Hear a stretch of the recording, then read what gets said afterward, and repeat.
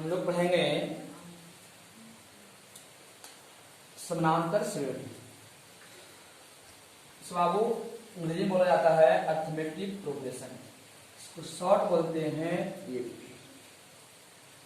बाबू समानांतर श्रेणी क्या है? एक अनुक्रम है। अनुक्रम करने का अर्थ हुआ, अनुक्रम बाबू क्या है? एक संख्याओं का संग्रह है जो क्या करता है? पूर्व की संख्या और बाबू इसकी पहले सदस्य क्या विशेष नियम पर लगातार आगे की ओर बढ़ जाती है, उसे बाबू बोलते हैं अनुक्रम। जैसे बाबू हम देख रहे हैं अनुक्रम क्या है। अनुक्रम क्या है? यह है संख्याओं या वस्तुओं का समूह है। बाबू क्या है? अनुक्रम क्या है? संख्याओं या वस्तुओं का समूह है जो अपने पूर्व वस्तुओं का अनुकरण करती है, अनुकरण में पालन करती है, और पहले सदस्य, दूसरे सदस्य, तीसरे सदस्य, चौथे सदस्य और इस तरह से लगातार जो ना वो आगे क्या करती है? बढ़ती जाती है। इसे ही बोलते हैं अनुक्रम। हम बाबू यहां समझेंगे अनुक्रम है क्या। ऐसे मान लिया बाबू एक कोई संख्याओं का संग्रह है, इसे बोल दिया गया कि प्राकृत संख्या का संग्रह। तो प्राकृतिक संख्या संग्रह कहे तो प्राकृतिक संख्या बाबू एक से लिखा, 1 2 3 4 5 6 dot dot dot dot dot जहां तक बाबू हम गिन सकते हैं, यह प्राकृतिक संख्या का संग्रह हुआ। तो बाबू इसी कहते हैं अनुक्रम। तो कोई भी बाबू समूह हो गया, सिर्फ बाबू क्या पहला सदस्य, दूसरा सदस्य, इस तरह बाबू सदस्य क्या कर रही है? बार बार आगे की ओर बढ़ती जा रही है, इसी को बोलते हैं अनुक्रम। इस बार बोल दिया गया कि सभी सम संख्या का संग्रह। तो सभी सम संख्या को संग्रह कहे तो बाबू सभी सारे संख्या बाबू तो इसमें अगर प्राकृतिक संख्या जोड़ गए, सभी प्राकृतिक संख्या का संग्रह का हो जाएगा 2 4 6 8 10 12 जहां तक आप गिन सकते हैं, संभव हो सके, उसी को बोलते हैं प्राकृतिक संख्या के संग्रह। तो बाबू ये आपका एक क्या हो गई? अनुक्रम है। तो अब कह दे आपका अभाज्य संख्या का संग्रह। अभाज्य संख्या का संग्रह। तो अभाज्य संख्या बाबू हो गया आपका 2 3 5 7 11 13 और ये भी क्या हो गया? एक आपका अनुक्रम है। इसको बाबू क्या बोलते हैं? इससे भी आपका अनुक्रम कहा जाता है। अब हम लोग आगे बढ़ेंगे इसके बारे में विशेष। अब हम लोग पढ़ेंगे अब श्रेणी क्या है। कहता है जब किसी अनुक्रम, अनुक्रम आपको संख्या को संग्रह है, वो किसी विशेष या नियमों पर लिखी जाती है, उसे बाबू कहा जाता है श्रेणीकरण। इसे बाबू यहां पर हम लिखे थे कि जो संख्या बाबू है एक विशेष नियम पर बाबू है। एक विशेष नियम आपका है प्राकृतिक संख्या है, इसको ही बोलेंगे एक श्रेणी। इस बाबू आपको कहा गया जैसे आपसे कहा जाए सभी पूर्ण संख्या का संग्रह। बाबू तो पूर्ण संख्या लिखना है, एक नियम है, इसमें बाबू जो भी संग्रह रहेगी आपका पूर्ण संख्या रहेगा। तो बाबू आपका हो जाएगा 0 1 2 3 4 5 डॉट डॉट डॉट बाबू कहां तक? बाबू ये आपका क्या हो गई? पूर्ण संख्या का आपका एक संग्रह हो गया। बाबू हम लोग देख रहे थे अनुक्रम में। जैसे अनुक्रम अभी देखें कि आपका था 2 4 6 8 10 डॉट डॉट अनंत। तो इसमें से इसे बोलते हैं पहली संख्या। पहली ध्यान समझें, इसे बोलते हैं आपका दूसरी संख्या। इसे बोलते हैं तीसरी, इसे बोलते हैं चौथी, पंचमी, छठी, सप्तमी, आठवीं। बाबू कहाँ तक जाता है आपका इनवा पता जाता है। तो बाबू पहली को कह सकते हैं, पहले का नाम बाबू है T1, दूसरी को कहते हैं T2, तीसरी को कहते हैं T3, चौथी को बोलते हैं T4। इस तरह से लगातार जाती रहती है अनुक्रम बाबू। अंतिम पद आपका जाता है T। तो आपका कहे अनुक्रम का संग्रह करे बाबू, आपका अनुक्रम कहे तो आपका हो जाएगा T1, T2, T3, T4 dot dot dot जहां तक आपका Tn तक, ये आपका क्या है एक अनुक्रम है।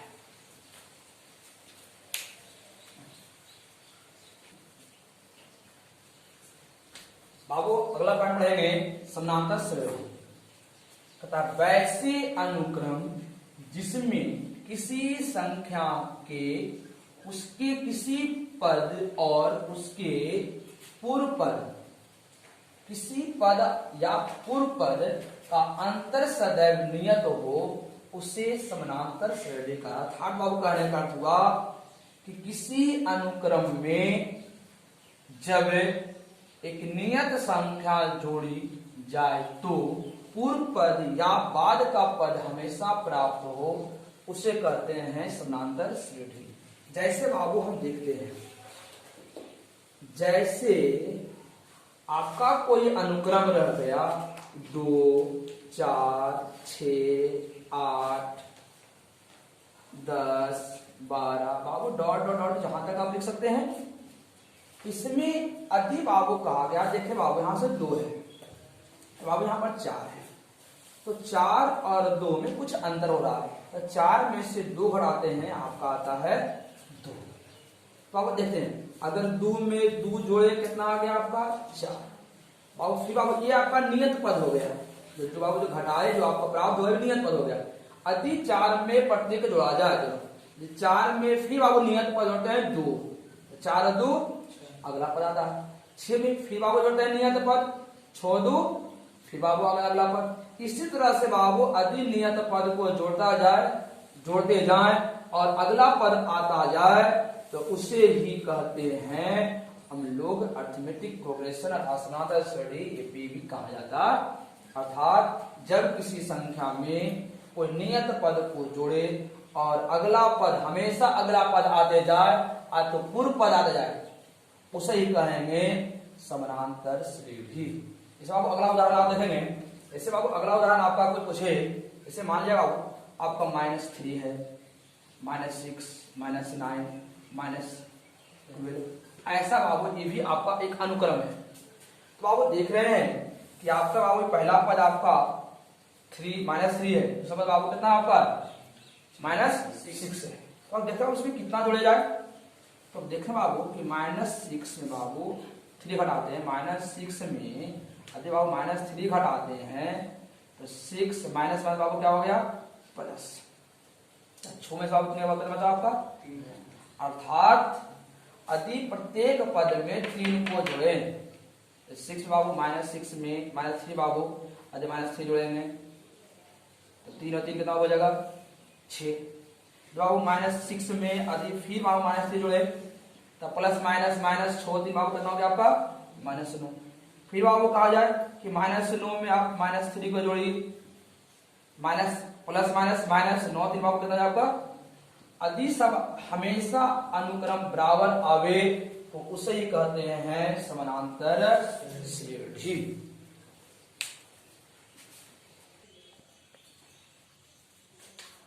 बाबू हम लोग आगे बढ़ेंगे समानांतर श्रेणी का प्रकार। तो बाबू समानांतर श्रेणी होता है 2 प्रकार के, एक होता है परिमित समानांतर श्रेणी और परिमित समानांतर श्रेणी। परिमित किसे कहते हैं, परिमित कहने का हुआ कि वैसे अनुक्रम जिसकी बाबू जो अनुक्रम जो संख्या बाबू जो संग्रह है वो निश्चित ही रहे, उसे कहेंगे परिमित। ऐसा वो निश्चित नहीं हो तो कहेंगे अपरिमित। ऐसा आप देख रहे हैं कि वैसे समानांतर श्रेणी जिसमें पदों की संख्या निश्चित हो उसे कहते हैं परिमित समानांतर श्रेणी। जैसे बाबू कहा गया, इसे मान लिया गया 3, 5, 7, 9, 11 बाबू यहीं तक रहे। तो बाबू देख रहे हैं कि इसमें बाबू क्या अंतिम पद बाबू क्या निश्चित है, उसे कहेंगे परिमित।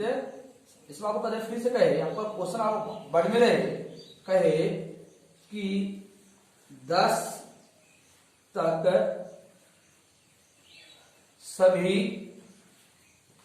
सम प्राकृतिक संख्या।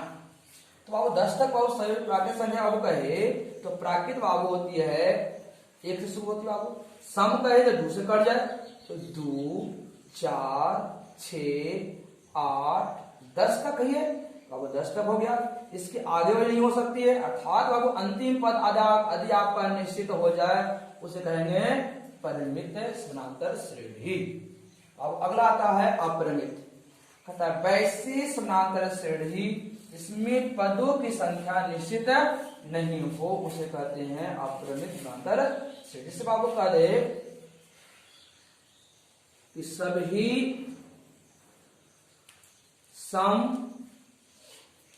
प्राकृतिक संख्या का संग्रह।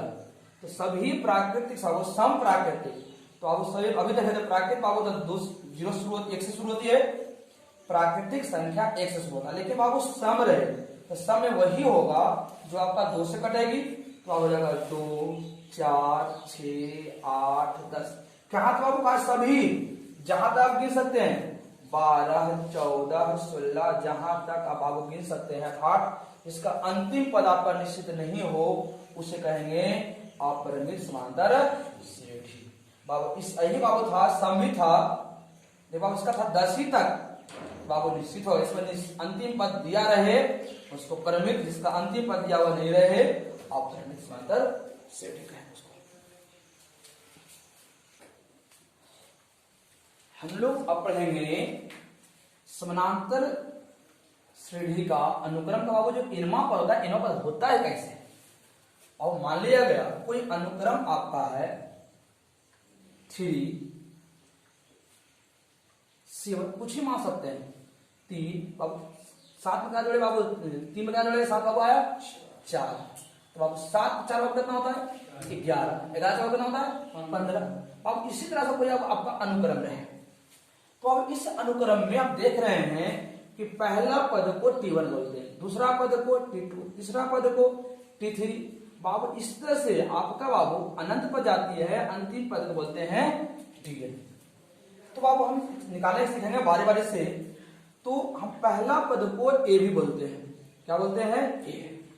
और बाबू अनुक्रम को बाबू सजाते हैं जो इसमें नियत पद जुड़ा रहे थे, तो 3 में बाबू 4 जोड़े 7 आ गया, 7 में बाबू 4 जोड़े 11 आ गया, 6 बाबू क्या जोड़े 11 में 4 जोड़े 15 आ गया। इसे बाबू लगातार बढ़ते जाते हैं और हर एक संख्या में बाबू 4 जोड़ते हैं तो अगला पद आते जाता है। तो 4 बाबू हो गया, हमेशा 4 एक नियत पद है, इसको हम D कहते हैं। जो बाबू हमेशा कांस्टेंट राशि जा रहा था उसको क्या बोलते हैं D बोलते हैं। तो हम लोग T1 निकाल रहे हैं, T1 बराबर मेरा हो गया 3, जिसको बोलते हैं A।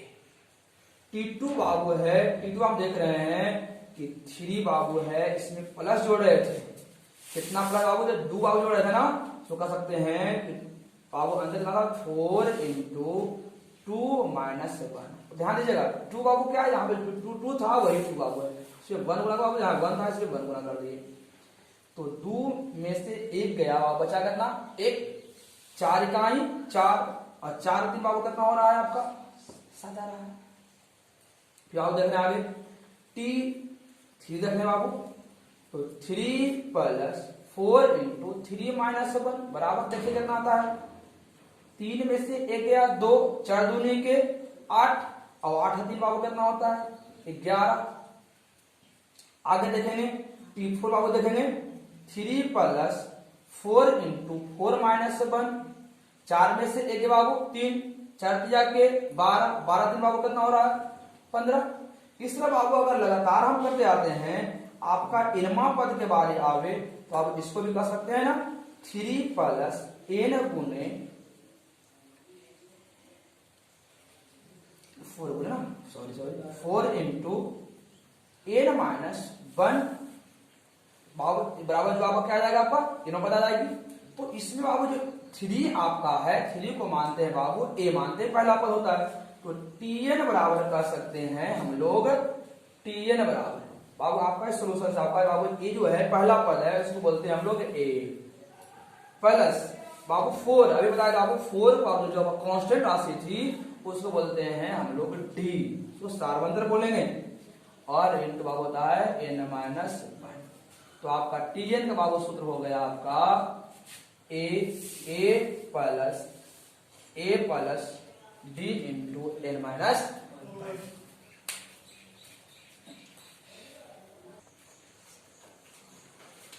अगला पॉइंट पढ़ेंगे बाबू हम लोग सार्व अंतर। तो सार्व अंतर से क्या देख रहे हैं हम लोग, किसी अनुक्रम में जोड़ी गई वैसी नियत संख्या, यहाँ पर ध्यान देना होगा कि कोई भी अनुक्रम था उसमें जो नियत संख्या जोड़ा जा रहा था उसी को ही कहते हैं बाबू सार्व अंतर। संख्या को जोड़ने पर जो हमेशा अगली संख्या प्राप्त होती थी उसे ही कहते हैं सार्व। अर्थात किसी एपी बाबू जो आपका सदा हुआ संख्या है, जो लगातार पदों के अंतर बाबू रहता है उसको घटाते हैं तो जो संख्या प्राप्त होती है उसे ही कहते हैं सार्व अंतर। जैसे आपको देखिएगा ध्यान से, जैसे आपको कहे कि कोई अनुक्रम आपका बाबू 5 है, 10 है, 15 है, 20 है, 25 है, और बाबू कहीं तक रहे आपका। तो हम देख रहे बाबू कि इसमें कुछ हम जोड़ रहे थे कि 5 + 5 जोड़े बाबू कितना आ गया आप मेरा 10 आ गया बाबू। 10 में हम जोड़े बाबू 5 कितना आ गया मेरा 15 बाबू। 15 हम जोड़े बाबू 5 बाबू आ गया 20। अब देख रहे हैं जो अब 5 एक निश्चित संख्या है जो हमेशा जोड़ रहे हैं तो क्या आ रही है, अगला पद आ रहा है। तो इसी का बोलते हैं सार्व अंतर, जिसको बोलते हैं कॉमन डिफरेंस। बाबू इसको डिस्प्यूट करते हैं, क्या आप करते हैं, अर्थात बाबू अधिक कोई पद बाबू है, अनुक्रम आपका T1 है, T2 है, T3 है, T4 बाबू है, अनंत तक आपका रहे तो इसमें कोई भी लगातार पद घटा दे।